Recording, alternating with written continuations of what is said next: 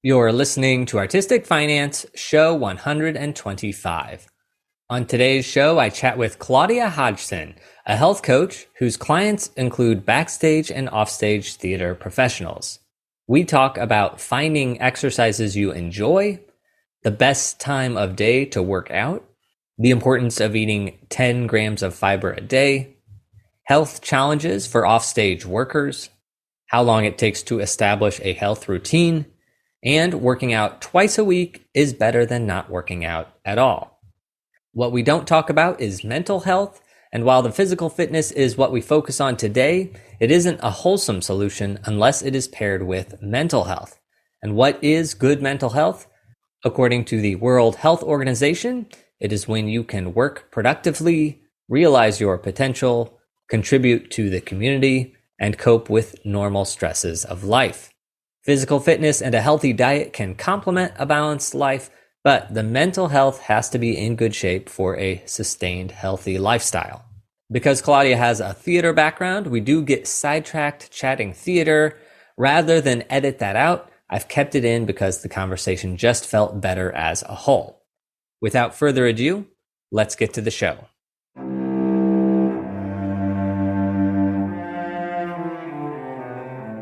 You're listening to Artistic Finance Podcast, where your host, Ethan Steimel, interviews successful artists, leaders, and investors to help educate and inspire artists to grow their wealth.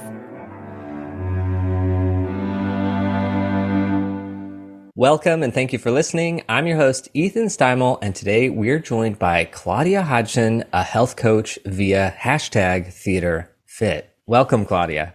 Thank you so much for having me. This is so cool that we can do this. Like, I'm in London, you're in New York. It's really cool. It's a great time to be alive. It really is. It really is. All right. So we're recording this on December 5th, 2022, but we're going to release it the week before Christmas. And the reason we're going to do that is because I've been following a lot of your sort of advice on LinkedIn, which is my preferred social media. And you keep saying, being fit, being healthy is like a consistent thing, and that the month of December is not one that we can just say, oh no, this is a cheat month because there's so many holidays. So I've decided we have to release this in December so that way people are prepared for the new year. It won't come too late. But the Broadway news today is that K-pop is going to be releasing a cast album in February. Claudia, is there any West End news we should know about? I tried to look through the news and none of it was jumping out at me. I was like, I don't know. There's a Wizard of Oz that's going to be at the Palladium in the summer of 2023. Oh, yeah. That can be the news for today. Yeah. Okay, so we're going to talk about health and wellness, and specifically we're going to be talking about that as it relates to entertainment professionals and theater people. But first, Claudia, can you tell us a little bit about yourself?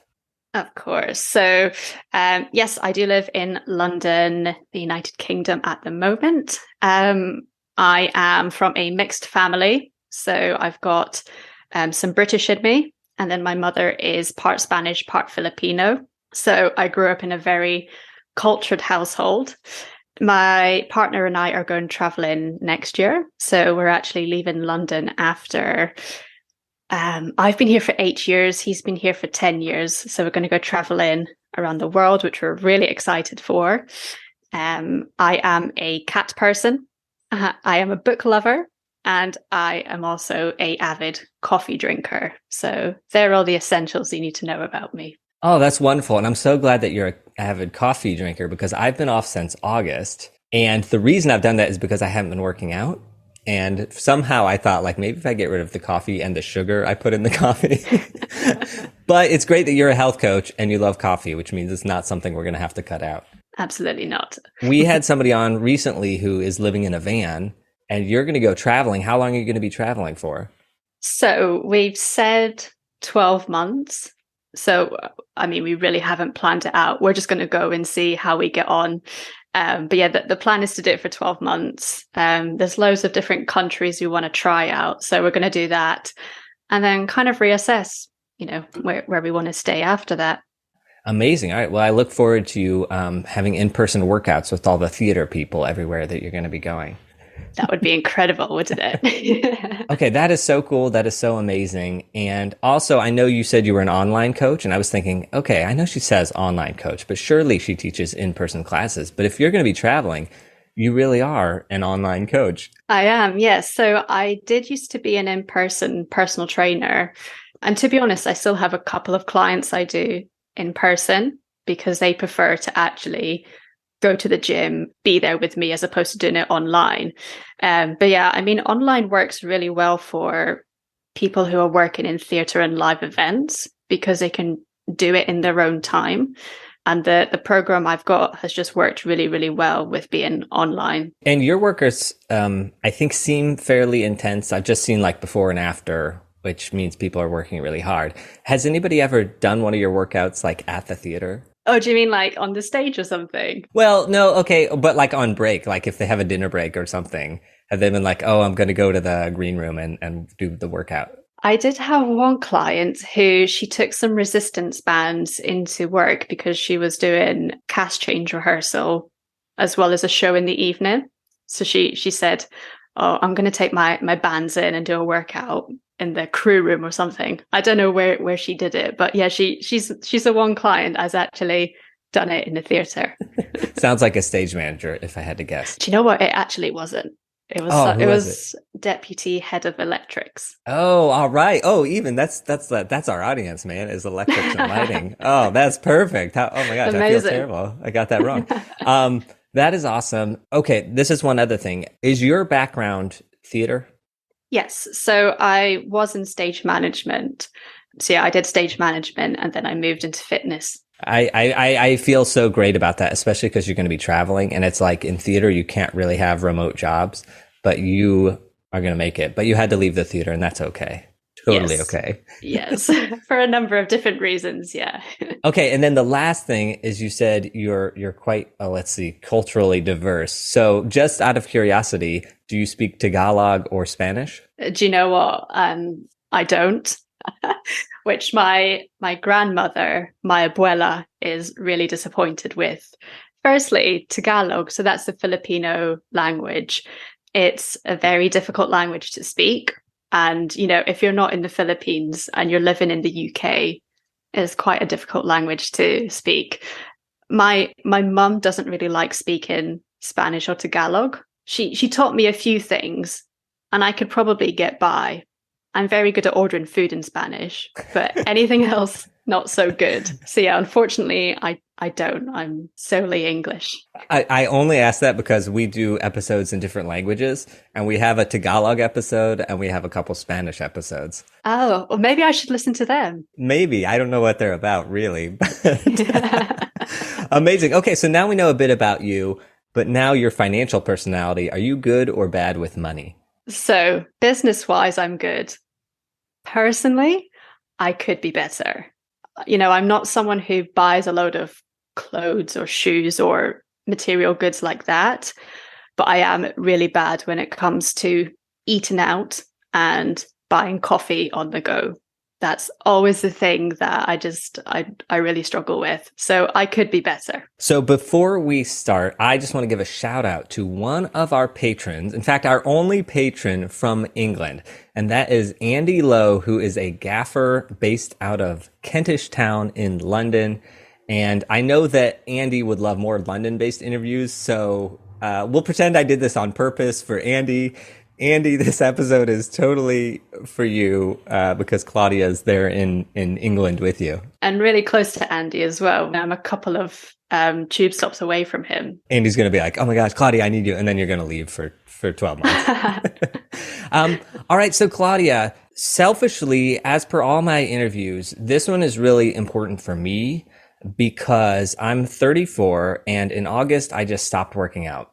I got so busy working in the theater. So this is really important to me because I've fallen off the bandwagon. I was trying to jog, every day. I was trying to sort of stay healthy and eat healthy. And I've just failed at that at the last few months. But lo and behold, the universe sends you things when you need them. And you started showing up around August in my social media feed. And I couldn't believe it because I was like, wait, this is somebody that's focus is theater people. And for any listeners who don't understand why this is important, it's important because we work 16-hour days, and we'll work 16-hour days for 6 days in a row, and then we'll take a day off. It's not unheard of, especially in this post-COVID bump, to be talking to theater workers who say, oh yeah, I haven't had a day off in 20 days. I haven't had a day off in 30 days. And I'm not exaggerating. This really is like we're going tech to tech to tech, or show to show, rehearsal, rehearsal. And so it's very easy for theater people to let health go to the wayside. So Claudia, that's why I'm really a fan of the content you're putting out, because it's tailoring itself to theater people. Because if you tell a regular health coach, oh, I haven't been able to work out because I've been working too much, they're going to say, well, I imagine, I've never had a regular health coach, but I imagine they're going to say, well, you have to prioritize and you have to find time. And that is something that is just in the entertainment world, it's impossible to do sometimes. I don't know how else to say it. It's the same with finances. It's like if you go online for financial help, you're going to get that. You just have to prioritize. You just have to figure it out. You have to make it work. And that's all good and well. And that's the harsh reality, that you really do have to figure out a way to make it work. But it really is like a put off for a lot of entertainment workers, because it's like, well, I'm just going to give up before I even start, because I know for sure that I'm going to have 6 16-hour days. I'm not going to be able to focus on my finances, or I'm not going to be able to focus on my health. So I've said way too much here, other than I'm a big fan of your hashtag TheatreFit. I'm wondering if you can just talk a little bit about, so first off, what is TheatreFit and why did you start it? Sure. Firstly, thank you so much, because, this is something that means a lot to me. And I really want to help people in theatre realize that they can live a healthy lifestyle, and that they don't have to put their health on hold just for their career. And it's really nice to hear that people are responding to what I'm doing, because it's a very niche thing. And a lot of business coaches have actually said to me, how are you going to make this work? Because it's such a small industry, but I'm making it work. So essentially, TheatreFit is an online health and fitness coaching program, which I do. And it covers things like exercise, nutrition, sleep, and habit changes. So those are the core things that we look at, especially when working with theatre professionals. I started this online coaching during the lockdown. So obviously we couldn't work. We weren't in person with people like we had been. So I started posting a lot more on my social media. And then I had quite a few people who messaged me and would say, oh, I really resonated with this post. Can I work with you? Can you help me achieve X, Y, and Z? So from there, I thought, yeah, why not? I had an online coach at the time, so I kind of knew what to do. I just kind of copy and pasted everything he did with me and adapted it to the individual. I was able to work with a range of different people. They didn't just have to be in my local area. And I was able to have an impact on them while doing it remote. So I absolutely loved it. And then TheatreFit came about. So you might laugh at this. In February this year, I went to see Moulin Rouge, the musical. Yeah, so I went with my partner, and we were sat in the stalls, and it was the first show I have seen since leaving theatre where I was like, oh my goodness, I really miss working in this kind of environment with these kind of people. I personally loved it. I know people have views about Moulin Rouge and it's a jukebox musical. I respect that. I had a great time. I love the show. So I was sat there thinking, oh, I really miss working with theatre people. And as I was starting to kind of go about with my business, I was like, oh, do I want to niche a little bit more? And then I was reflecting on my own journey through being at drama school, struggling with my health and fitness. And I thought, maybe there's something in it, because I know it's something that a lot of people said to me. They would say to me, oh, I don't know how you have the willpower, or I don't know how you find the time to exercise while you're doing tech and stuff. So I knew that people wanted it. I knew that people struggled with it, especially in the theatre industry. There was that part of me that was still like, oh, I do want to work with these people. So I kind of put some posts out there to see if it would be something people would be interested in. And then that's when I started working directly with stage managers, electricians, costume. And I really saw that this was something that a lot of people in the industry wanted. And we're saying, we're really glad we've got someone who understands. I think that's been the key thing, because as you said, if you go to a regular trainer or another coach and you say, oh, do you know what? I'm working 16 hours a day for 6 days this week. I don't know how I'm going to train. They will just say, well, you'll have to prioritize it. And that was actually something that happened with one of my clients when she worked with a trainer, I think it was 2 or 3 years ago now. So the fact that I'm able to understand what people are going through in the industry and able to help them and offer solutions, that was what made me go ahead with this TheatreFit. So yes, TheatreFit is a coaching program catered to those working backstage so they can live a healthier lifestyle without it interfering with their work. Yeah, I love it. And another thing I should specify is the backstage, the offstage focus is really important, because there's some weird irony here in that a lot of performers are really fit and are really healthy, but their schedules are a little different than backstage folk.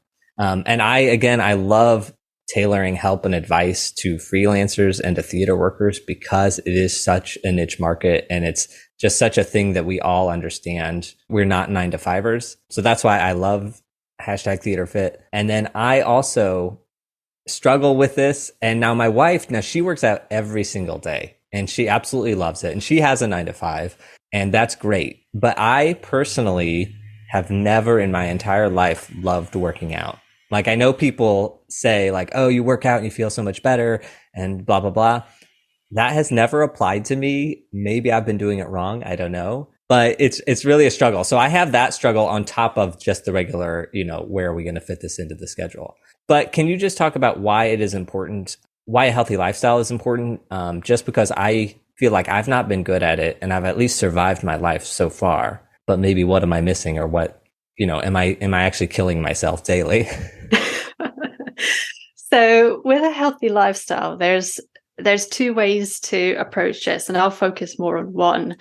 But the reason I want to mention it is because this is something that is cropping up in the industry a lot already, certainly in the UK, but I'm sure it's the same in the US, but focusing on mental health and physical health. I personally think a healthy lifestyle is both of those components. So if we're looking at the physical aspect, firstly, and I was having a conversation with someone last week about this, he said to me, oh, I really want to learn how to exercise properly so that when I'm the same age as all these other crew that I work with, I don't have the same aches and pains that they do. And he was like, there's these 50-year-old guys who can't bend down because their knees are knackered, or they can't move something because their back is always sore. And 50 isn't old. It's not old. So for someone to be in that much agony and pain at that age, that is not good. So I want to try and avoid that as much as possible.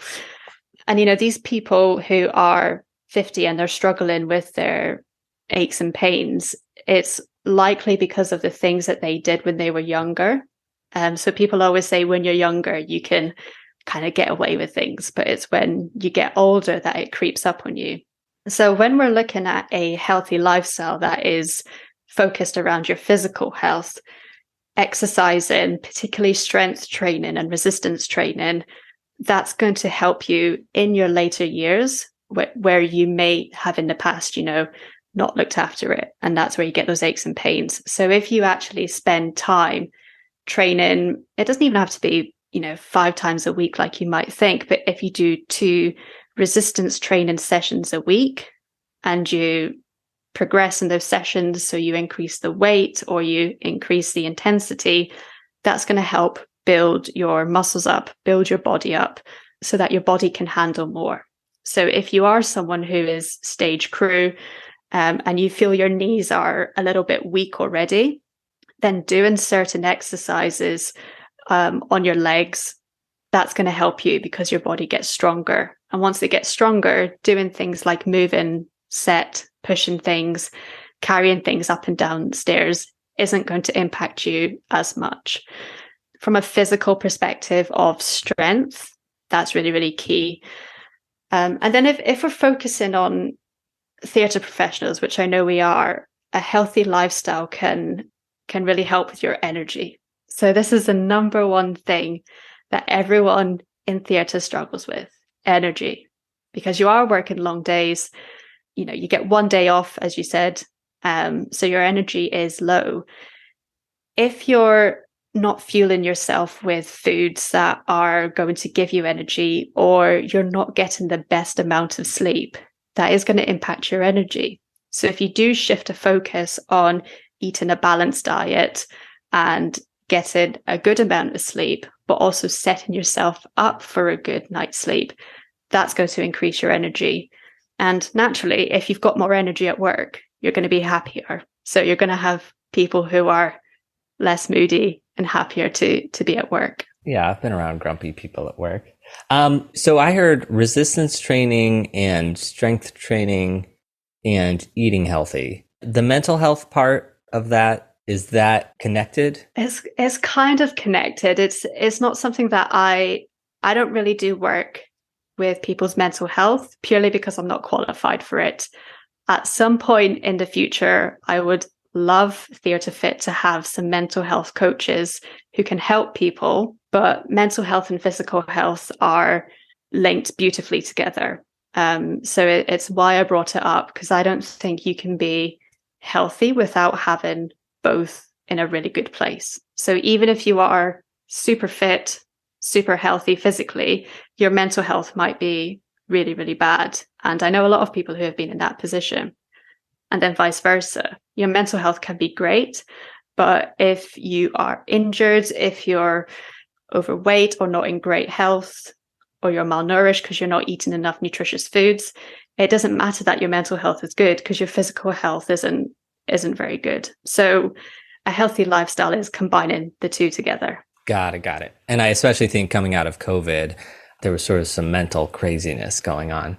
And so certainly if you are trying to be healthy, trying to be fit, we do need to get mentally in a good place. And actually, I know this is two parts, but I'm seeing it as 3 parts here, which is mental health, seeing a therapist, seeing a counselor, taking care of yourself, having a good social life, and then the exercise part and the diet part, which I know exercise and diet are physical components, so they're in one. But to me, at least in my brain, it's sort of like they're completely separate things. But they're both important things that I have to focus on. Being like, it's not just about jogging; it's also about eating carrots. Okay, awesome. So I had a question that I don't think you have to answer unless you had a great answer for it, which is, do you have any statistics about fitness and how it impacts the other parts of our lives?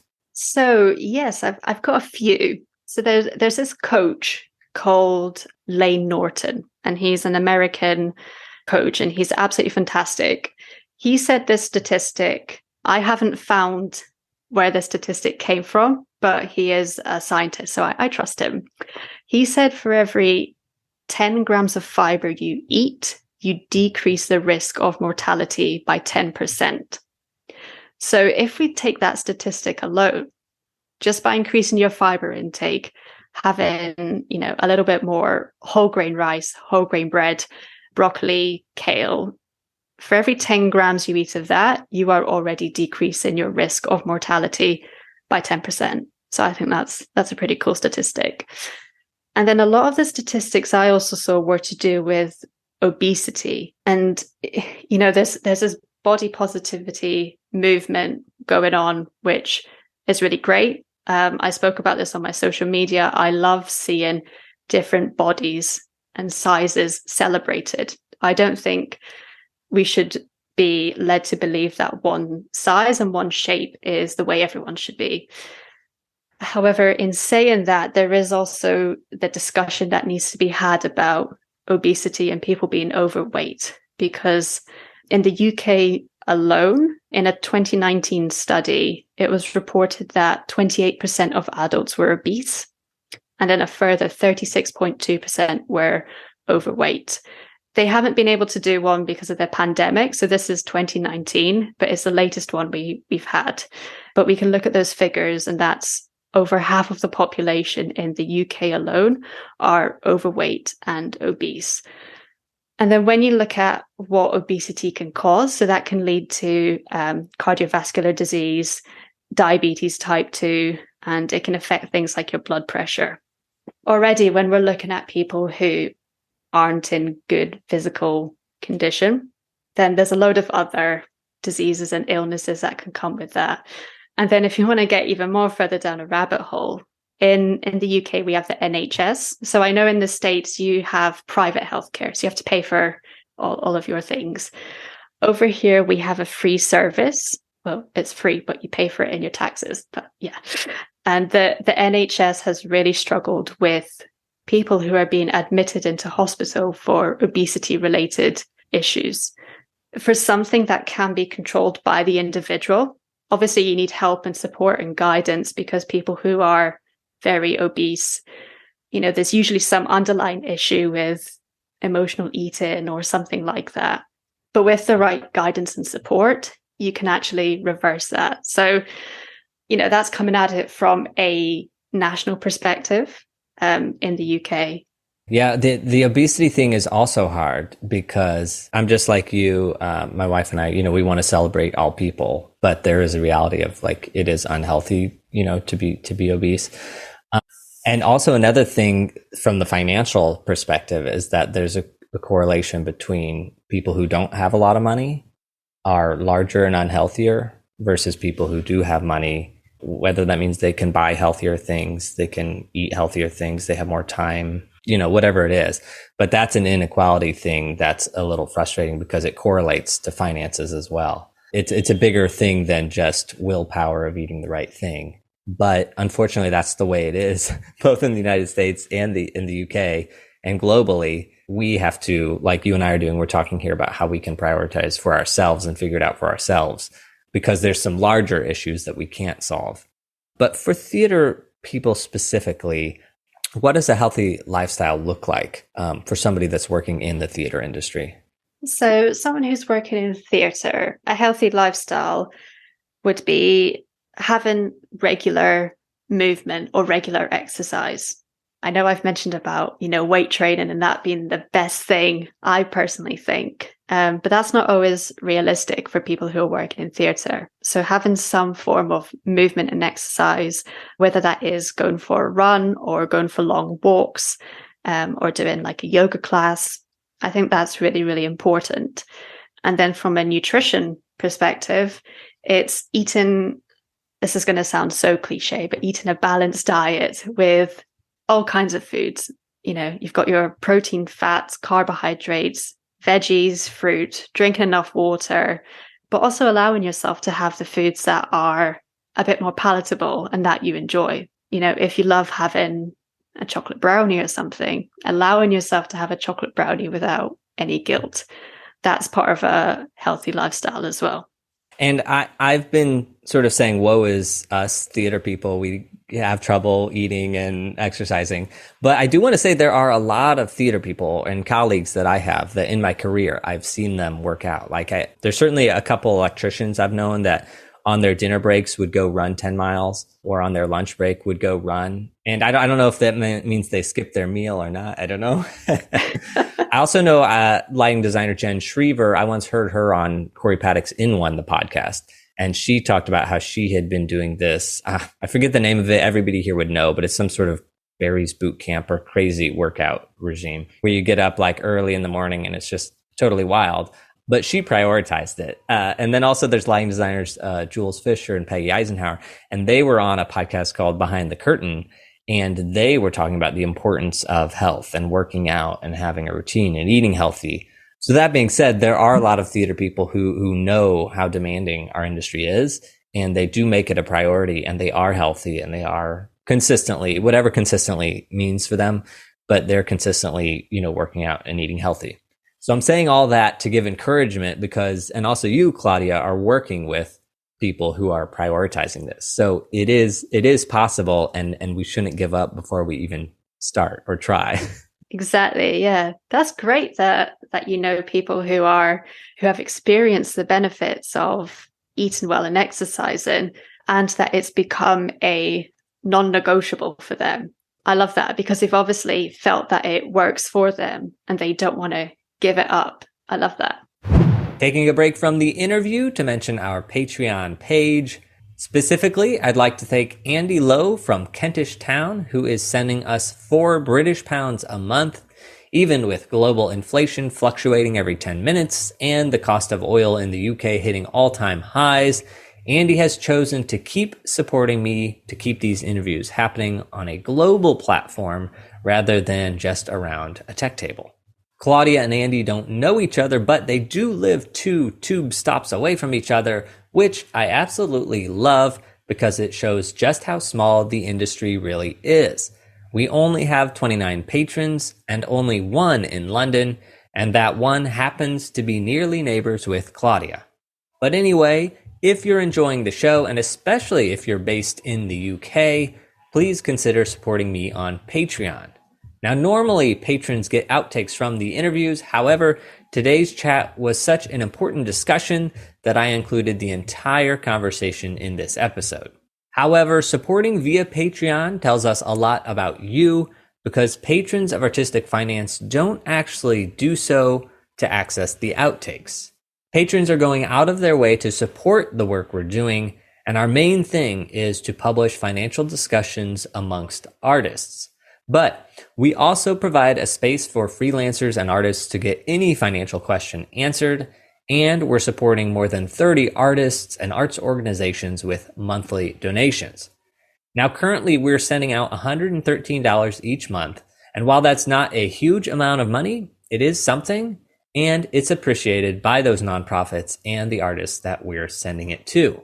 So if any of that is appealing to you and you'd like to support me here with Artistic Finance, you can sign up at patreon.com/artisticfinance. Thank you in advance. And now back to the show. And now I want to talk about, this isn't really mental health. It's not quite, but it's just something I think we all struggle with. And it's how can we get in the right mental or mentality or mindset in order to prioritize this? Like what can we tell ourselves or think about to help us say, you know what, I've got to start exercising. Even if I can't do it perfectly, I should still do it.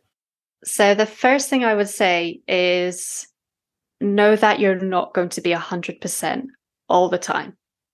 Humans are very all or nothing. We feel like we have to be all in on the diet or all in on the exercise in order to see results. And that's when someone, working in theatre will start a fitness program. The first 2 weeks will be great. They'll be able to nail everything. Then on week 3, say it's tech week, and then they realize they can't go and train. And then they realize there is a box of biscuits on the lighting desk, and they have a couple, and they go, oh my goodness, I haven't been eating biscuits, and now I have. All my progress is ruined. And that's where people then stop. So they've gone from being 100% to, maybe being 50%, but then they just stop. And it's really important for people to realize that you're not going to be on it every single week, and that's okay. That doesn't mean you can't make progress. And this is the biggest thing with people who are working in theatre, because that's what I see as their barrier. They think they do have to be perfect. You don't. The important thing is you're doing the best that you can. I always say to people, focus on what you can do as opposed to what you can't do. So there's always going to be reasons why you can't go to the gym or why you can't cook yourself a healthy meal. You can justify that. If you are working 16 hours a day, you're not going to be in the gym, and your meals might not be home cooked, but you can still do things in that day that keeps you on track with your goals and keeps you progressing. And I'm now even thinking of myself being like, okay, well, today I have to exercise, because if I sit here and have this discussion and then I don't work out, like, oh my gosh.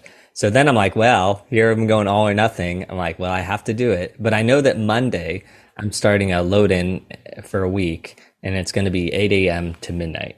So I guess what should I do in this situation where I know I have this week where I can probably exercise every day, and then I'm going to have a week where it's going to be really hard. So on those 8 a.m. to midnight days, should I try to jog? I'm just saying jogging because that's all the exercise I've ever done. Should I try that during like a break? Like, oh, I have a half hour. Should I try to fit that in every day, or should I try to do it before the day? It's not going to happen at the end of the day. So I would say to you, if you've got a load in for a week, you said, wasn't it? But it's a couple day load in and tech starts right away. So for load in, I would say don't stress yourself about exercise. Be working long hours. You're already going to be active, so you kind of get a workout in anyway. The focus, I would say, for you on those days will be getting some decent meals in. So making sure you're getting enough nutritious food. That would be my recommendation. Then when you go into tech, depending on what your tech schedule is like, I would say maybe you can fit in a few workouts then. But if it is going to be 12, 14, 16-hour days, then again, don't worry too much about the training. Focus on steps on those days. And again, making sure you're getting nutritious meals in. Okay, perfect. All right, I have some sort of a plan. All right, here's how I'm going to plan the nutrition is I'm going to get a bag of carrots, and I'm just going to have that with me all the time. Perfect. That's what I tell all my clients to do. I'm joking. Okay, so now I've mentioned jogging, and I'm wondering, how important is variety in exercise? Because the most variety I've ever had in my life is jogging is where I go, I listen to podcasts, and I feel like I'm being productive because I don't like working out. Like I really don't like it. And so even though I know it's good for me, being able to listen to podcasts makes me feel like I'm doing something productive with that wasted time of exercise. So that's all I've ever done. And then I have done, there's a fitness coach online, Lita Lewis, and she puts out videos. So I've like done some of her videos at home when I'm thinking like, maybe I should do a little more of the jogging. So the question is jogging enough? How varied do I need to be working out to sort of have the healthiest lifestyle? So firstly, I'm going to ask you a question. What is it about exercise you don't enjoy? It's not painful, but I don't like being out of breath, and I don't like using my muscles. And I think that's it. Like I don't like, there's something called runner's high. I don't know that I've ever had that. I also don't like the cold weather. So when it gets cold, I don't like going out there. And I don't like getting sweaty, and I don't like getting hot and out of breath and thirsty. So I just don't like all that. So I would suggest to you, or open up that conversation of, why do you pick running? Because everything that you're saying to me are the things I don't like about exercise. I hate being out of breath. I hate feeling thirsty. I hate getting hot and sweaty. But what I do love is weight training. So I know I've got a little bias towards weight training, but I'm just going to plant that seed. If you don't like the type of exercise you're doing, have a look into other versions. If getting to a gym isn't possible for you because of your schedule, then looking at things like resistance bands, or if you're able to have some weights at home, that might be a good option for you to do as well. Because they don't have to be, hour-long sessions. It can be 20 minutes of weight training or resistance bands training. So that's what I would say to you in response to, variety, and is jogging enough? If you enjoy jogging, then I'd say, you can keep it. It's great for cardiovascular health. It's great for kind of having a mental breather. Like sometimes it's just nice to go and run. It's cheap in that you don't need to get a gym membership, and you don't need a lot for it. You just need some sports gear, running trainers, maybe a jacket and a hat in the winter. It's a great thing to do, but it's not the only thing to do. And there are other forms of exercise that provide the same, if not better results that could be more enjoyable. As I said, I would always opt for strength training because that can help with, the injury side of things that a lot of stage crew especially experience. So either going to the gym or doing a home workout, that can be really beneficial. But then if you're someone who, wants to have a bit of a slower exercise pace, then doing something like yoga is really great. Pilates is also very good. That can really challenge you. So it kind of comes down to a personal preference and what your goals are and what your schedule allows. Yeah, the thing is, I've never exercised my whole life. So like when you say strength training, like I don't even know what that means. Resistance training, I know that there's resistance bands and I've seen people use them, but like I've never touched one. And then yoga, I think I did it when I was in an acting class once. And then, Pilates. I don't think I've ever done Pilates. So I think really what it's sounding like for me is that I need to like join a gym or something and do all these things and see what I enjoy. Or maybe I can just do them in YouTube. Can I just look all these up on YouTube? You can. Or there is the TheatreFit program, which is catered to backstage theatre professionals, and it covers everything to do with exercise, whether you're a beginner or a seasoned athlete. Okay, so I'm just curious about TheatreFit. So let's just say that I were to join and do some strength training. It's all online. So would you tell me like what tools I need to buy, what exercise equipment, or can I all do it without equipment? It really depends. I know that's such a vague answer, but if you're someone who says to me, I don't want to go to the gym, I just want to train at home, I'll get some bands, I'll get some kettlebells or something, I'll make you a program catered towards that so you know exactly what to do.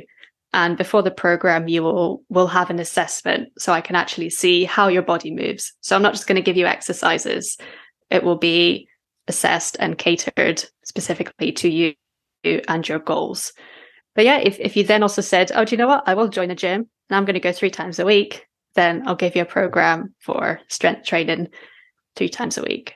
And, I can also have different options. And I do this with a lot of my clients. They'll have a gym program and then they'll have a home workout program, because sometimes they will, they'll be doing rehearsals during the day and a show at nighttime.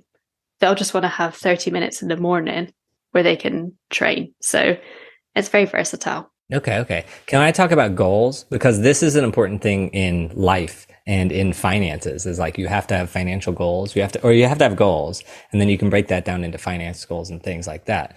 But it's very important to know what you want. Would this be a goal? Would this be a realistic goal if I were to join your program? Which is, I want to lose my 15 pounds that I gained during COVID, and I just want to be healthy. Like, are those goals? Absolutely, yeah.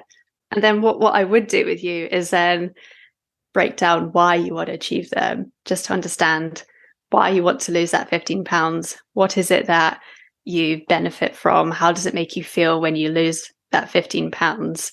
And yeah, then I'll go through with you what a healthy lifestyle would mean to you.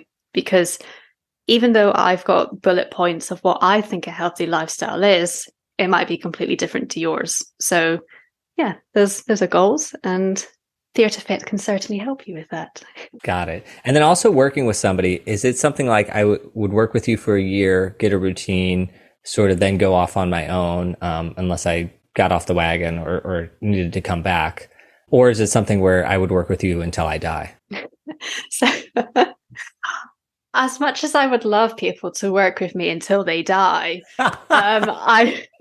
I don't think I'd be doing a very good job, because one of my aims is that I want people to work for me for anywhere from 3 months to a year, depending on where they are and what help they need. And then I want them to go and do it on their own. And that does make me sad. I had a client leave me after 6 months, and she was like, I'm good. I feel like I've got this. And I was a little bit sad, but I'm really happy that she's now able to, she's built that routine, she's got her habits, and she's touring around the world at the moment. So she's able to still keep them in. So yeah, I say most people work with me for kind of 6 to 10 months, and then they're able to go out on their own. They flee the nest. Okay. All right. Well, see, that's hopeful to me because I'm like, oh, well, it's only 6 months, Ethan. Just get through the 6 month and then you can be fit for life after that. Exactly. Okay. Another thing that's also put me off of exercise a lot is that, AKA one of those things where I give up before I even try, is like I listen to a lot of business podcasts and these people are millionaires, billionaires, blah, blah, blah, the successful people that America looks up to. And they always say like, oh yeah, I get up at 3:45 and I work out first thing, or I get up at 5 and I work out first thing. The thing they all say is like, you have to do it at the beginning of the day. And so I'm just curious, is that true? Does working out first thing in the day help? So I actually read a book very recently. It was the 7 Habits of Highly Effective People or something. That is the title. And I'm pretty sure all these people have quoted that book. Yes. Yeah, they say exactly the same thing. So it's, oh, you have to get up at 5 o'clock, 6 o'clock and go and exercise. You know, me reading this, I'm going, oh my goodness, I roll out of bed at 6:45 and quickly grab a coffee. I don't train until about 9, 10 o'clock in the morning. And I'm hearing that all these people train at 6 o'clock in the morning, 6 days a week or whatever. But then I don't know if you've heard of him. It's a British entrepreneur called Stephen Bartlett. He has a podcast called The Diary of a CEO. Really great podcast, by the way. I'd highly recommend you check it out. But he's a complete opposite. So he goes against everything that all these business people say. He prioritizes his sleep. So he doesn't wake up at 5 o'clock unless he has to. And a lot of his exercise is done after work in the evening because that fits in best with his schedule and with his lifestyle. So working out first thing in the morning, it comes down to personal preference again. If you're someone who enjoys getting up, going to the gym early and doing it before work and it fits in well with you, then go do it. But if you're someone who prefers to train at lunchtime or you do prefer to do it in the evening, then do that as well. The benefit to doing it in the morning is that if you are in rehearsals for the day, then it's quite nice to know that you've ticked a box off so that you can train, go to rehearsals, and then either go home afterwards or go see a show or go to the pub and have some lemonade or something. So for that reason, training first thing in the morning can be more beneficial. But if you're someone who really isn't a morning person and you prefer to have a slower morning and you want to go after work, that's absolutely fine. All right. I'm so glad I asked that question because it felt petty. But now I've learned about Stephen Bartlett, who is somebody that seems like I need to follow. Absolutely. Yeah. Because that's wonderful. Because he's, I don't know, there's some weird thing where if you're a billionaire or a businessman, everyone's like, oh, you are the holy grail. You know everything about life. Yeah. And it's like, no. No. Yeah. And that book is The 7 Habits of Highly Effective People by Stephen Covey, which I've never read, but maybe I should because I hear so many people quote it. It's a very good book. It's quite a big read. So you'll be at it for a while, but I found it incredible. All right. Okay. So this is just for fun because I've been following your social media posts. There was a quote that I just want to read because to me, this makes no sense. And so I want you to explain it to me. Making progress with dumbbell exercises in the gym, 16 kilogram goblet squat and 9 kilogram shoulder presses, started panto rehearsals feeling really prepared and energized. All right, can you break down what all that is? Of course. And thank you for bringing it up because it's going to make my content a hell of a lot better, hopefully. So every single week with my clients, I get them to do a weekly check-in with me. So this is part of the accountability in the program. In the checkout form, so they have all these questions about how their energy has been, how the training has been, how their nutrition has been. What are some of the wins you've had this week? And I always say put a fitness one and put a non-fitness related one, because I want people to start recognizing that every single week they can pick out a win, both in their health and fitness and in their career or their life in general. And this particular lady, she made progress in her goblet squat and her shoulder press. So she was getting a lot stronger. And this woman, by the way, she's like 5'3", petite tiny little girl and she's getting hella strong. So this is really, really cool. So that was her fitness win, that she was getting a lot stronger in the gym. And then her non-fitness related win was starting panto rehearsals and feeling really prepared for it, really energized for it. She wasn't dragging her feet through the mud. So she was feeling really, really good about herself. All right, goblet squat. I know what a squat is. What's the goblet part? So it always reminds me of Harry Potter and the Goblet of Fire when I say it. So a goblet squat is it's the same as a regular squat, except you don't have the barbell on your back. You hold a dumbbell. So you hold a dumbbell with both hands in front of you and you perform the squat. So it's a really nice movement if you're new to weight training, like my client is here. So I haven't got her doing a barbell back squat just yet, but this movement gets her used to squatting with weight. Got it. All right. When I said I knew what a squat was, I've never once squatted with a barbell. So okay. I thought I knew what a squat was. All right. And then shoulder presses, is that where you sit on the bench and you press up? It is, yes. So you sit on the bench, nice and straight, and then you're pushing the dumbbells up above your head. Amazing. All right. And then I think this is just an American English versus British English. Panto rehearsals. I'm assuming that means pantomime. Yes, it does. Yes. And then is pantomime a thing? Like, there's not a lot of pantomime here in the States. Is there not? I mean, we have it. It exists. I've never gone to see a panto show. I'll be honest with you. It's not my cup of tea. So I very rarely see it. So panto it's a British tradition at Christmas. Yeah. So a pantomime is, oh my goodness, how do I even say it? Usually it's with a celebrity or some kind of quotation mark celebrity. They're usually the star of it. That usually sells the tickets. It's usually something along the lines of Cinderella, Sleeping Beauty, Snow White. And it's basically made into this kind of like big musical, but really cheesy show. It's not my cup of tea. There is a lighting designer named Richard Winkler. He is also a theater producer. I've been trying to get him on the podcast. So if anybody listening knows Richard Winkler and can put me in contact with him, but I want to talk to him because I'm a lighting designer and I have artistic finance. So I'm like, oh, a lighting designer who's a producer. This is a perfect guest. And this year he's producing Mother Goose, a panto with Sir Ian McKellen. I saw this and it's like a tour. It's doing a UK tour. And I was like, is this a pantomime show that's going on with like Ian McKellen? Like, it was very confusing to me because it's such a cool thing. But now you've explained that it's a tradition and I understand a little bit more. Is it what? It's Mother Goose. And I assume there's no talking, right? I know that there is talking. Yeah, there's acting. Okay, this makes more sense. But yeah, so I think because it is such a big British tradition, usually it sells out very quickly. A lot of people go, families who wouldn't normally go to the theatre make a trip to the theatre. So that's the mother, the father, the two kids, the grandparents, the cousins.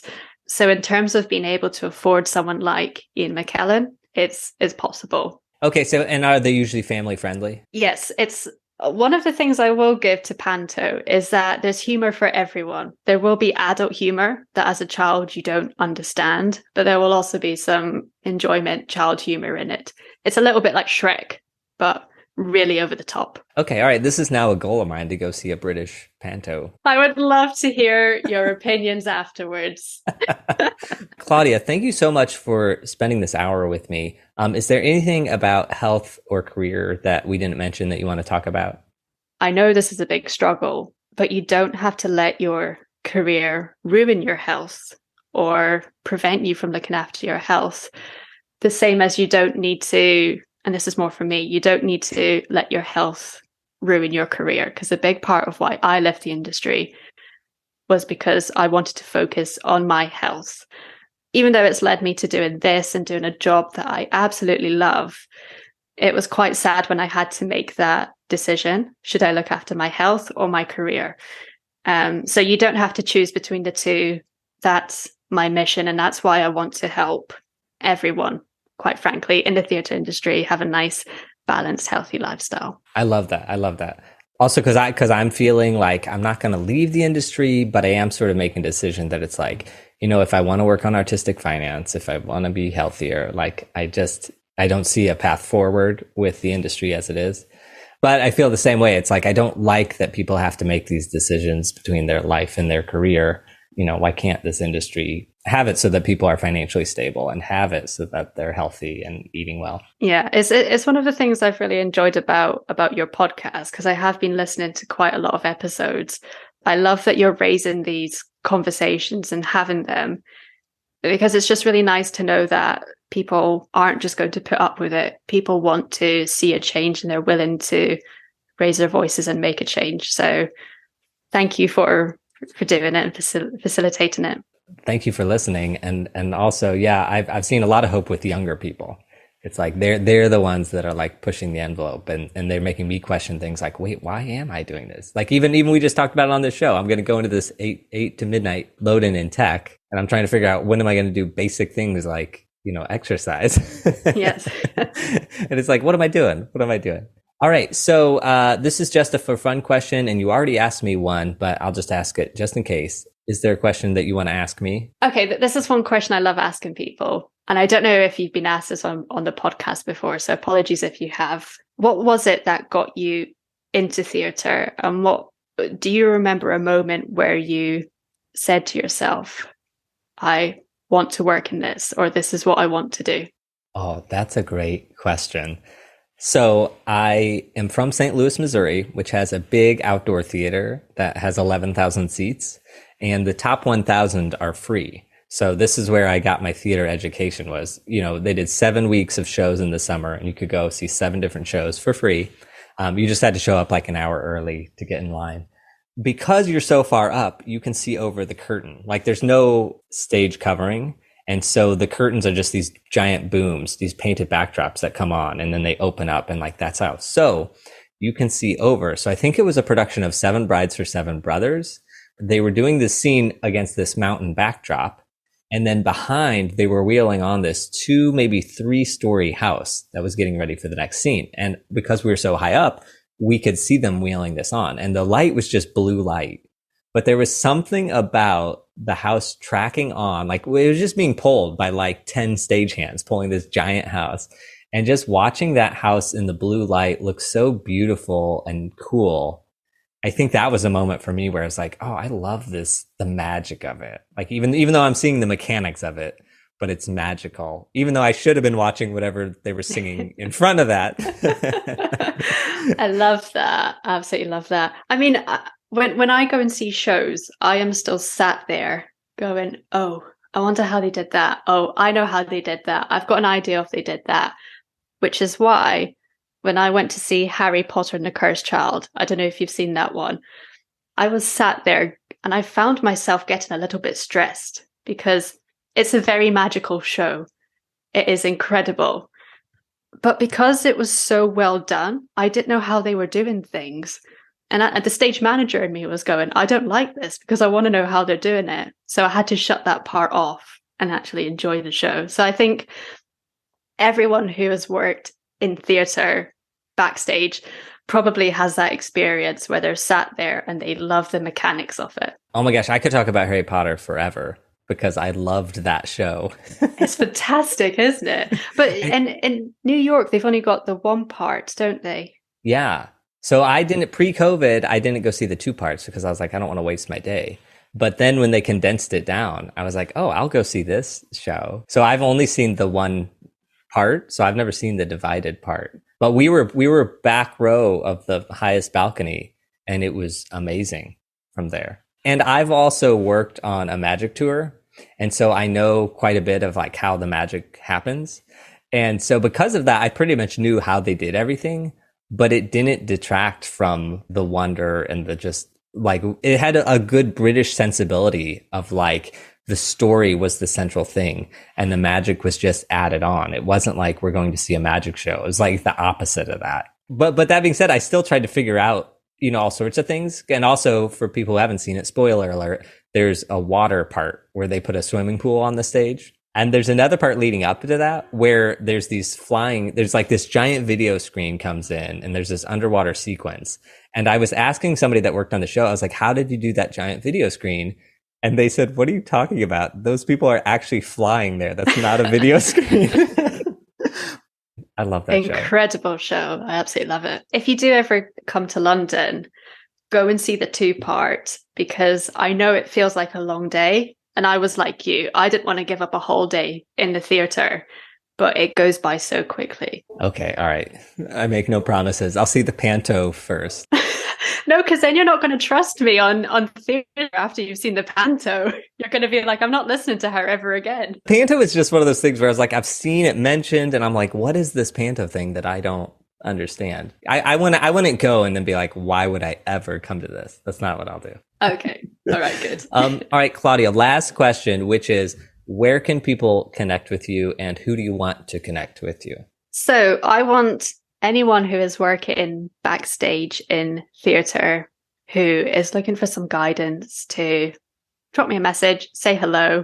I love just talking to people as well and getting to know struggles people are facing, because even though I do work with people in the industry, there's always something new and there's always someone else going through something that I'm not aware of, but I want to help them. So you can find me on Instagram. So it's claudia.theatrefit, or I'm also on LinkedIn. LinkedIn, it's coached by Claudia. Okay, awesome. Claudia, thank you so much for giving me over an hour of your time. I really appreciate what you're doing. It really just made my day when I discovered all your content. It was like, oh my gosh, this is somebody who just gets the niche, market that we're in, just understands. So thank you for doing it. Thank you for putting it out there. And I wish you all the best in your 12-month sabbatical while you're still going to be working. Sure. Thank you so much. And thank you for having me. I really, really appreciate it. That's it for this week's episode. Now, my takeaways are working out any time of the day and as many times during the week as you're able is the best way to do it. All or nothing is not the right attitude for fitness. It's a daily practice, just like brushing teeth, doing the laundry, and earning more than you spend. We've talked about the importance of compound interest. Now, I noticed that exercise has a compounding function too. Now, Claudia was talking about avoiding aches and pains at the age of 50, and that's established by a healthy routine. While I may be able to get by without exercising, doing a little bit each day can add up to a healthier life overall. The importance of eating 10 grams of fiber, lowering the chance of mortality. Nicole and I take an omega-3 pill each day as well as vitamin D, and these are daily habits that in of themselves don't feel important, but they're little things that make us healthier over time. So if you see a piece of fruit or a vegetable and you have the thought, I'll eat that later, let me encourage you to make sure you have some of that in your diet, even if the rest of what you're eating isn't also great. One takeaway I won't discuss is the long hours in the entertainment industry. Everybody listening has heard me mention that 1,000 times. But what I will say is there's a lot of entertainment workers who do prioritize exercise and healthy eating, so you can too while keeping this career. 6 months of training with a coach to establish a routine isn't bad. I tend to look at things from a financial mindset, and paying for 6 months of coaching to set up that routine that's tailored specifically for me seems like something that I can afford. And finally, just to reiterate, working out twice a week is better than not working out at all. Adding an apple or orange into your diet is much better than not having fruit. And finding time to do a workout video or jog a couple times a week is way better than doing nothing. What did you think of today's interview? It's a bit off from our usual financial discussion, but the healthier we are, the better equipped we are to reach our full potential.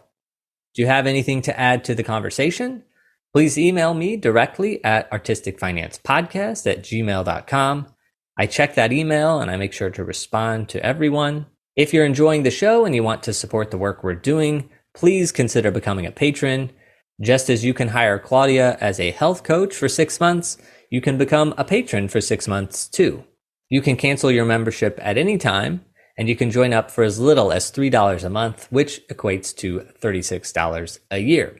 To those patrons who are already supporting us each month, thank you. Specifically to Gaffer Andy Lowe over in the UK, thank you for being a patron. To those who are considering lending Patreon support, thank you in advance. It really does help me and motivates me to keep creating this content. You can sign up at patreon.com/artisticfinance. Before I let you go, if you're wondering if I exercised after this interview, the answer is yes. I also ordered some vitamin B12, which I was low on at my last physical. I'm not waiting for the new year to start this. I'm starting right now to incorporate daily exercise back into my routine. Now, if that's something that you're hoping to do, I send my goodwill your way. I hope you're able to eat healthy and exercise throughout the holidays. If you're enjoying British Panto this week, I hope you enjoy the time with your loved ones. But wherever you are and whatever you're doing for the holidays this year, I hope you have the most wonderful time. I hope you get to reflect on all that you've accomplished this year, and you get to focus some of your attention on those around you that choose to spend so much of their time with you. Until next time, break a leg.